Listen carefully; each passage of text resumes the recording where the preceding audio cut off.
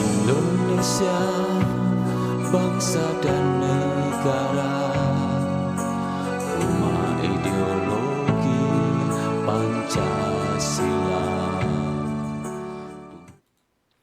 Bismillahirrahmanirrahim.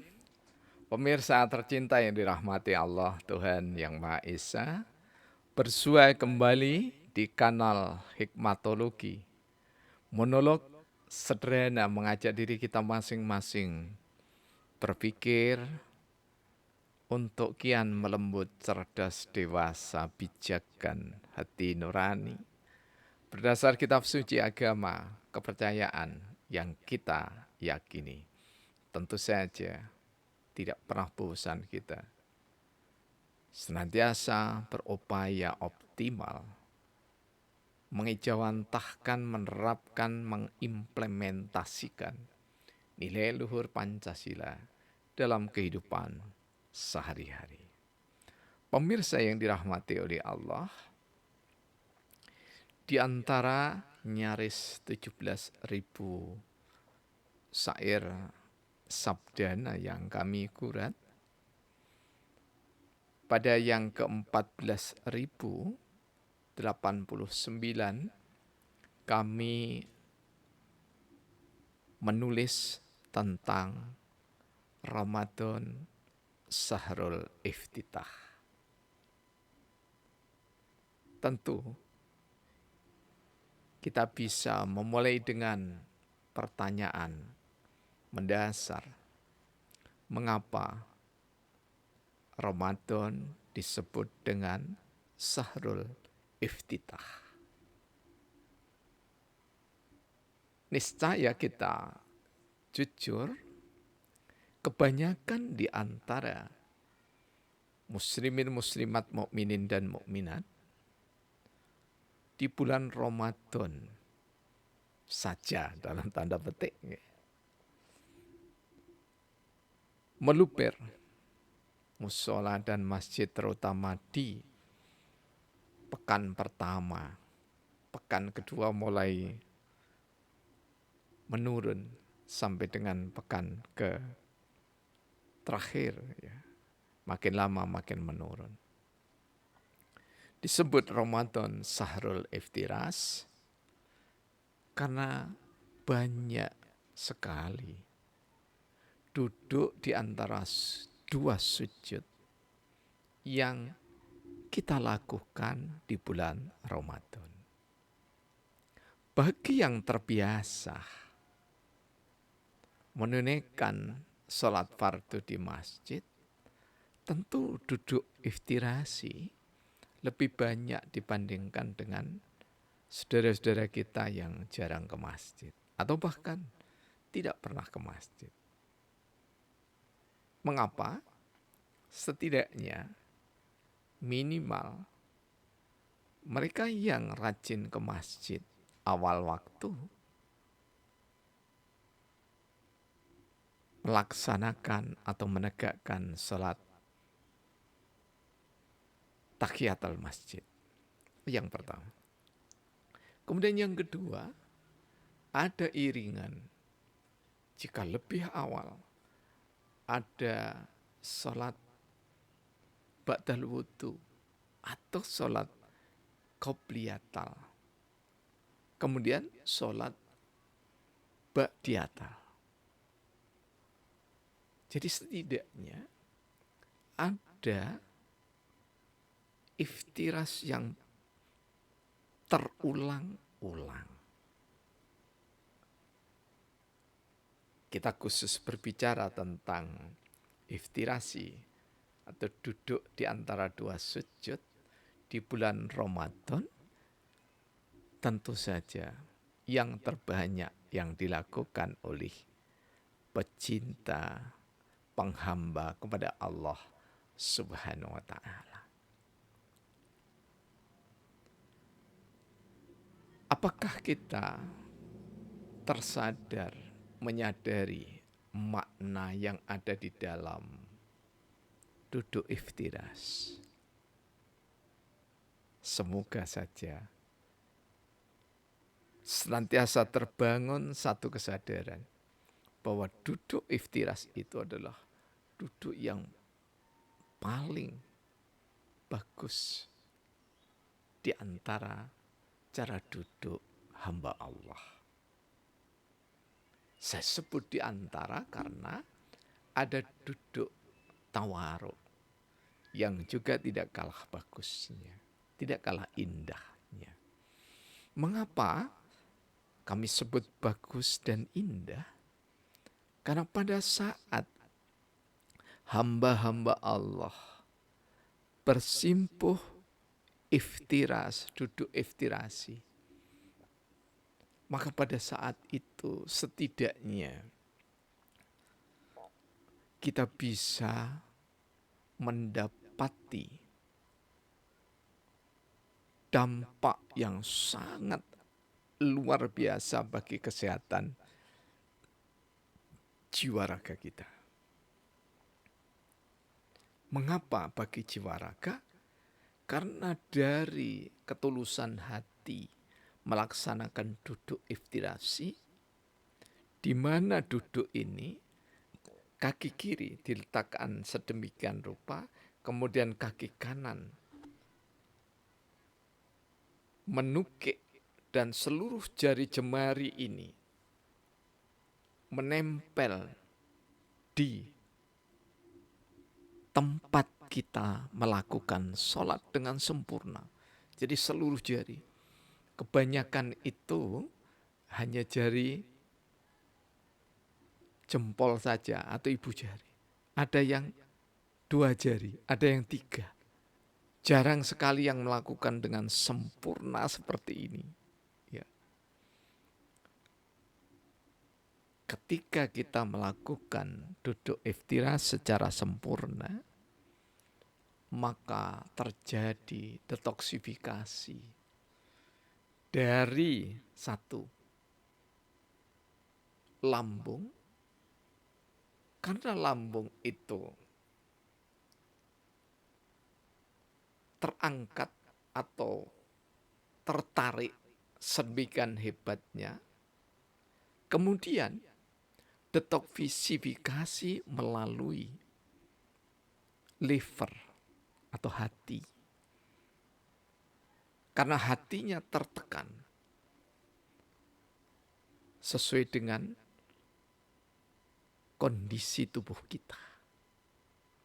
Pada saat proses detoksifikasi ini, ketika hamba Allah melakukan duduk dengan bagus, maka di saat khusyuk beribadah dengan tartil dan tumakninah, perlahan-lahan, maka terjadi detoksifikasi melalui seluruh pori-pori kita, yakni keluarnya keringat, mulai dari ujung kaki sampai dengan ujung kepala. 3 pintu detoksifikasi utama di dalam tubuh anak manusia penghamba pecinta Allah Subhanahu wa ta'ala, meneladani salat Rasulullah Muhammad sallallahu alaihi wasallam, sallu kama ra'aitumuni usolli. Salatlah kalian seperti kalian melihat aku salat. Kapan kita bisa melihat Rasulullah salat? Ada habib, ada kiai, ada ustadz, ada romo kiai, ada tuan guru, ada ajengan yang pernah mimpi ataupun terjaga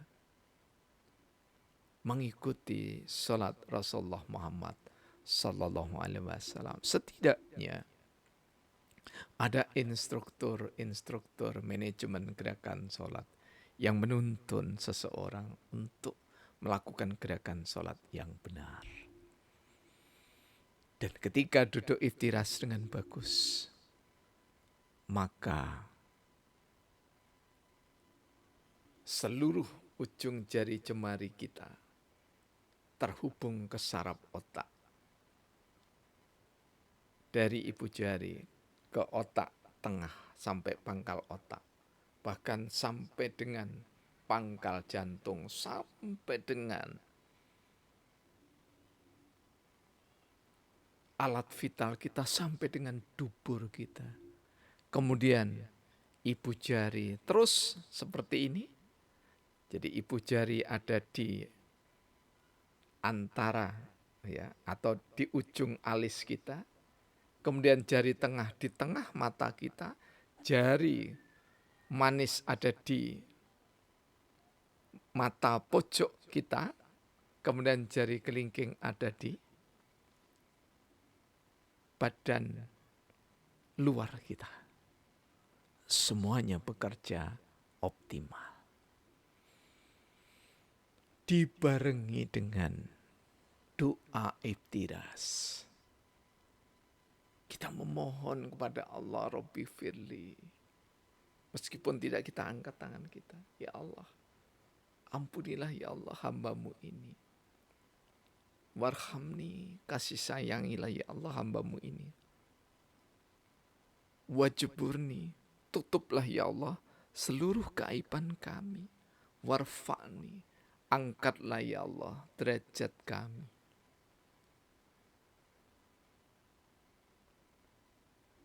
Warzukni, berikanlah kami ya Allah rezeki yang kami sangka, yang tidak kami sangka. Wahdini, berikanlah ya Allah petunjuk senantiasa dalam kehidupan kami. Wa'afini, sehatkanlah ya Allah jiwa raga kami.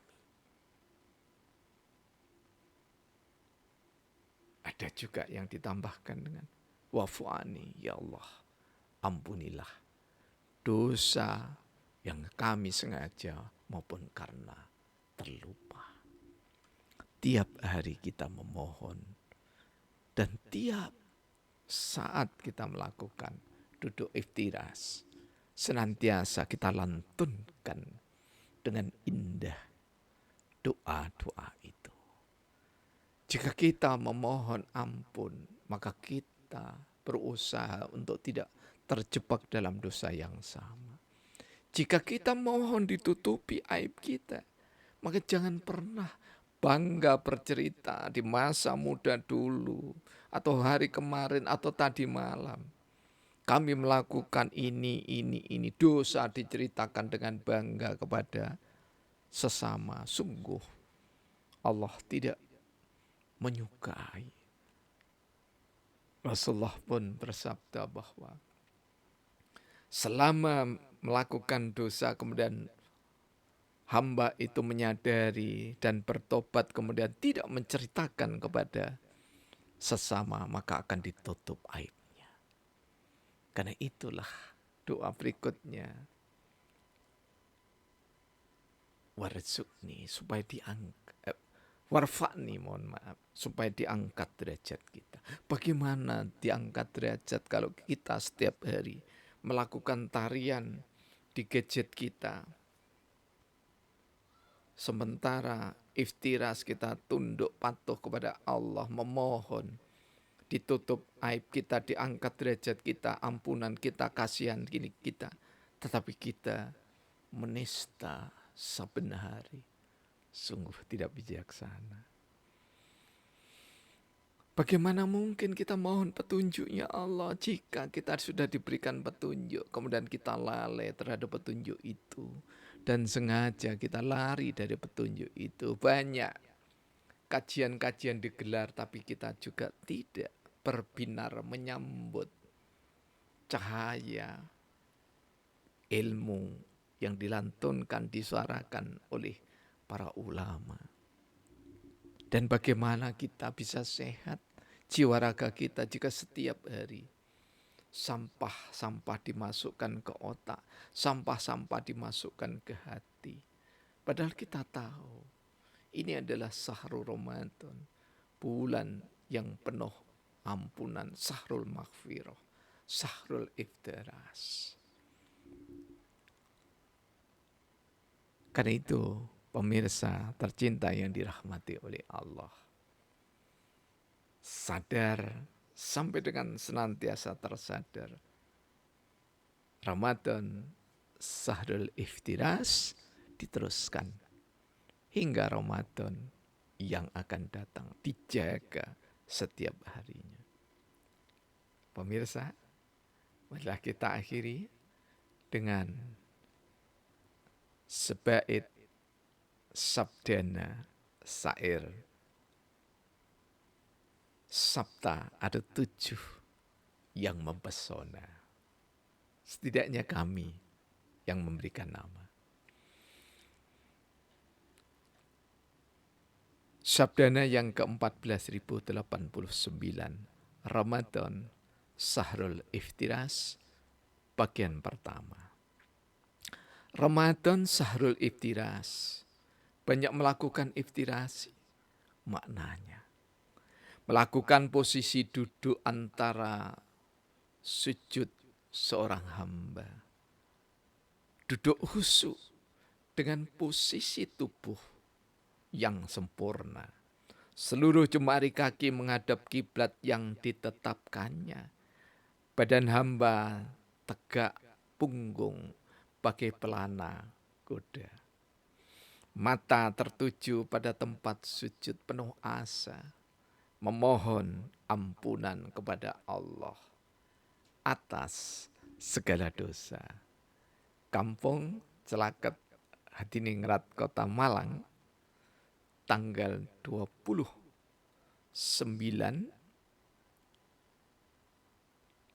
Maret tahun 2022.